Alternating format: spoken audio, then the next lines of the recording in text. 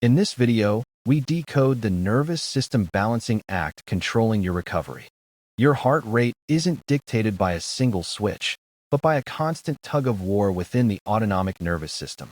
Think of the sympathetic branch as the gas pedal, releasing cortisol and epinephrine for fight or flight, while the parasympathetic branch is the brake, driving rest and digest processes.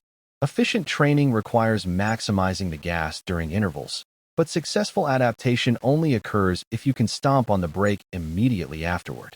The primary mechanism for this braking action is the vagus nerve, which interfaces directly with the sinoatrial node of your heart. When stimulated, it releases acetylcholine to lengthen the time between heartbeats, lowering your rate. This is why heart rate recovery, how fast your HR drops in the first minute after exercise, is such a potent proxy for vagal tone and general fitness. To measure this balance precisely, we look at heart rate variability, HRV, specifically the root mean square of successive differences, RMSSD.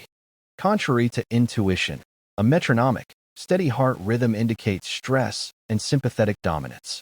We actually want high irregularity in beat-to-beat intervals, which signals a responsive nervous system capable of micro-adjustments to environmental inputs. Chronic imbalance leads to non-functional overreaching, but it manifests in two distinct ways. Sympathetic overtraining is common in sprint/power athletes, characterized by high resting HR and irritability. However, endurance runners often face parasympathetic overtraining, a state of saturation where the heart rate is suppressed and unable to rise, often mistaken for fitness, but actually signaling deep adrenal burnout. To actively shift the balance, you can't just sit on the couch. You need to trigger the vagus nerve.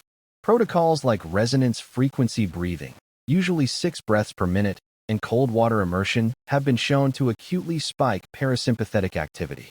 These aren't just biohacks. They are physiological triggers to clear the hormonal storm of high-intensity training.